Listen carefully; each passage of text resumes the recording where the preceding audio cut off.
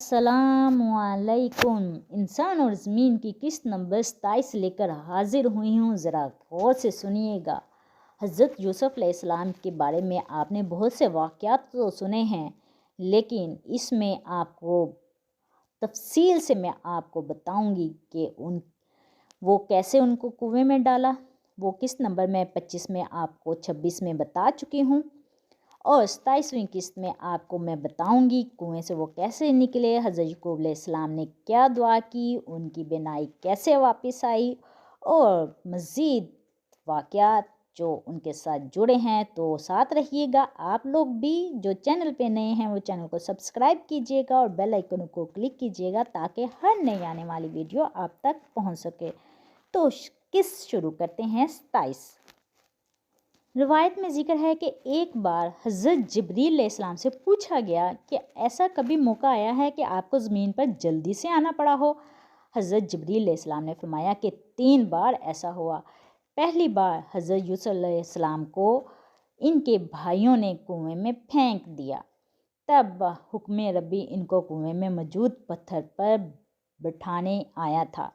दूसरी बार हज़रत ईसा अलैहिस्सलाम को सलीब पर चढ़ाया जाने लगा, तब इन्हें आसमानों पर उठाने को, और तीसरी बार जब हजूर अकरम मोहम्मद सल्लल्लाहु अलैहि वसल्लम के दंदाने मुबारक शहीद हुए, तब अल्लाह ने हुक्म दिया कि मेरे महबूब का खून ज़मीन पर ना गिरने पाए, वरना तक क़यामत ज़मीन पर कुछ पैदा ना होगा। बाकी अल्लाह जानते हैं। चुनाचे तब भाइयों ने हज़रत यूसुफ़ अलैहिस्सलाम को कुएं में डाला तो आप इसमें मौजूद पत्थर पर बैठ गए। ये एक पत्थर कुएं में पड़ा होता था, और ये इसलिए था कि जब कुएं का पानी कम रह जाता तो डोल ना भरा जाता, सो एक आदमी कुएं में उतरकर इस पत्थर पर खड़ा होता और डोल भरता। हज़रत यूसुफ़ अलैहिस्सलाम इस अंधेरे कुएं में परेशान हाल बैठे थे। तब जिब्राईल अलैहिस्सलाम आए और आपको तसल्ली दी कि अल्लाह फरमाता है कि आप भाइयों की वजह से परेशान ना हों, बहुत जल्द हम इससे बड़ा बुलंद मर्तबा आपको अता फरमाएंगे और आपके ख्वाब की ताबीर भी पूरी होगी। अलावा इसके आपको तख्त व ताज अता फरमाया जाएगा। हज़रत यूसुफ़ अलैहिस्सलाम के भाइयों ने आपको कुएं में डालने के बाद एक बकरी ज़िबा की और इसका खून आपकी कमीज़ पर लगाया और घर की तरफ चले। जब घर पहुँचे तो ज़ोर ज़ोर से रोने लगे। हज़रत याकूब अलैहिस्सलाम इनके रोने की आवाज़ सुनकर दौड़े हुए आए और हज़रत यूसुफ़ अलैहिस्सलाम को इनमें तलाश करने लगे। जब ना पाया तो उनसे इस बारे में पूछा क्या, तब वो और भी बुलंद आवाज़ से रोने लगे। इनमें से एक जो बड़ा था बोला, अब्बा जान हम वहाँ खेल रहे थे, खेल में मसरूफ़ थे।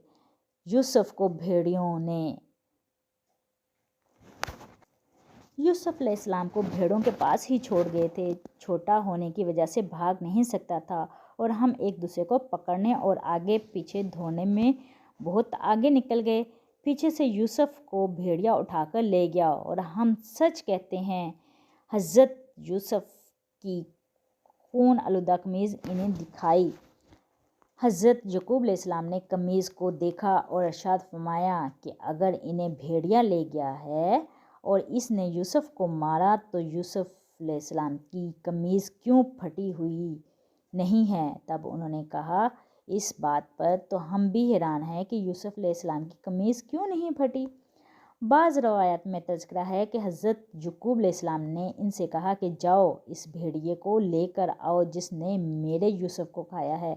बेटों ने कहा कि अब्बा जान हम कहाँ से इसे ढूंढें और कहाँ जाएं, किधर मिलेगा ये भेड़िए।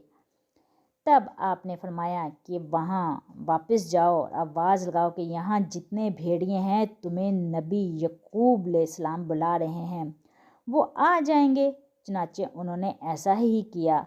तब वहाँ एक ही भेड़िया था और वो इनके साथ चला आया। हज़रत याकूब अलैहिस्सलाम ने इससे यूसुफ़ अलैहिस्सलाम के बारे में पूछा तो वो रोने लगा اور عرض کی اے نبی اللہ کے نبی، میں ایسا کیسے کر سکتا ہوں؟ میں تو خود ایک مجبور اور مسافر ہوں۔ میرا بھائی کچھ دن سے گم ہو گیا ہے، میں اس کی تلاش میں مارا مارا پھر رہا ہوں۔ تبھی اس کے بلاوے کا حکم سنا تو حکم عدولی نہ کر سکا اور چلا آیا۔ حضرت یعقوب علیہ السلام نے اس کے حق میں دعا فرمائی کہ اس کا بھائی جلد مل جائے اور اس سے جانے کا کہا، اور اپنے بیٹوں سے مخاطب ہوتے ہوئے فرمایا کہ میں جانتا ہوں تم مکر کر پھر یہ غلط بات کر رہے ہو۔ یہ خون میرے یوسف کا نہیں ہے، تم اللہ سے توبہ کرو اور معافی مانگو، بے شک وہ سب جانتا ہے اور کوئی چیز اس سے چھپی نہیں ہے۔ اور یوسف علیہ السلام کا نگہبان بھی اللہ خود ہے۔ اور خود حضرت یوسف علیہ السلام قمیض لے کر اندر چلے گئے۔ موجودہ تورات میں لکھا ہے کہ حضرت یعقوب علیہ السلام نے گریہ زاری کی اور اپنا گریبان پھاڑ لیا اور اپنے بیٹوں سے ہمیشہ کے لیے ناراض ہو گئے اور خود ایک ٹاپ باندھ کر خود کو کمرے میں بند کر لیا۔ مگر قرآن اس بات کو مکمل رد کرتا ہے، بلکہ قرآن کے مطابق آپ نے انتہائی صبر کا مظاہرہ کیا اور حضرت یوسف علیہ السلام کو اللہ کی امان میں دے دیا اور بیٹوں کو بھی اللہ سے معافی مانگنے کے لیے بولا۔ فرمایا آپ کو دکھ ضرور تھا کہ ایک تو حضرت یوسف علیہ السلام چھوٹے تھے اور پیارے بھی بہت تھے، اور دوسرا آپ علیہ السلام کو حضرت یوسف علیہ السلام سے محبت بہت تھی، تو اسی وجہ سے روتے رہتے، جس وجہ سے آپ کی آنکھیں بھی سفید ہو گئیں۔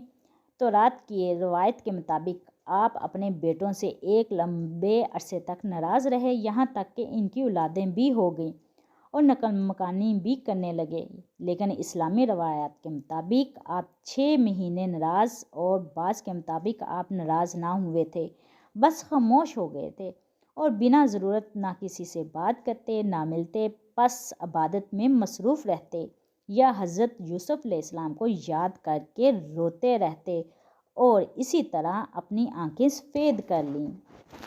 حضرت یوسف علیہ السلام 3 دن تک اس کنویں میں رہے۔ کنویں کا پانی جو کہ کھارا تھا آپ کی برکت سے میٹھا ہو گیا۔ اتفاق سے ایک قافلہ مدین سے مصر کی طرف تجارت کی غرض سے جا رہا تھا۔ بعض روایات کے مطابق وہ حجاز عرب کے رہنے والے تھے اور اولاد اسماعیل میں سے تھے۔ انہوں نے وہاں اپنا پڑاؤ ڈالا تو ان میں سے ایک آدمی جس کا نام مالک بن زعار خزاعی تھا کو پانی بھرنے بھیجا۔ جب اس نے پانی بھرنے کے لیے ڈول کنویں میں ڈالا تو حضرت یوسف علیہ السلام اس ڈول کو پکڑ کر باہر آ گئے۔ جب پانی بھرنے والے نے آپ کو دیکھا تو سب اس کی طرف متوجہ ہو گئے۔ آواز دی کہ دیکھو دیکھو، مجھے کنویں سے کیا انمول چیز ملی ہے۔ جب قافلے والوں نے حضرت یوسف علیہ السلام کو دیکھا تو افسوس کیا، کاش ہم پانی لینے آئے ہوتے۔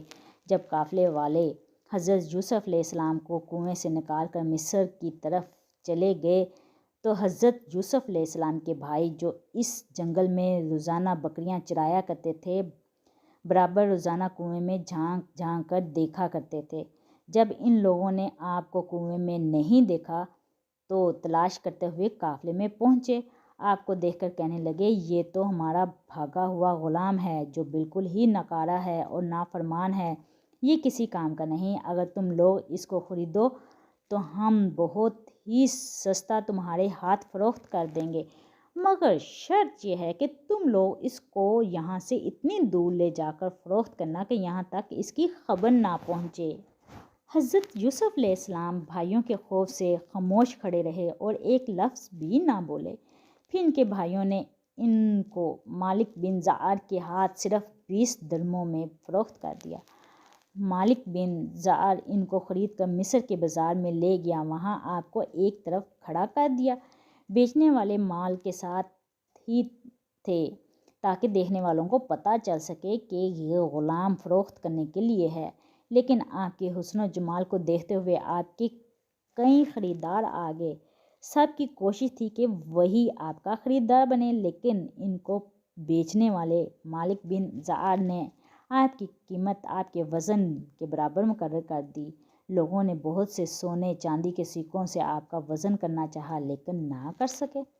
تبھی ایک بوڑھی عورت وہاں پر آئی موجود تھی جو سود کاتا کرتی تھی، اس کی اٹیاں بیچ کر گزارا کرتی تھی۔ جب اسے اس بارے میں معلوم ہوا کہ ایک غلام بک رہا ہے اور اس کے مالک نے اس کی قیمت اس کے وزن کے برابر طے کر رکھی ہے، تو وہ بھی اپنی اٹیاں لے کر پہنچ گئی، جو کہ 2 ہی بچی تھیں۔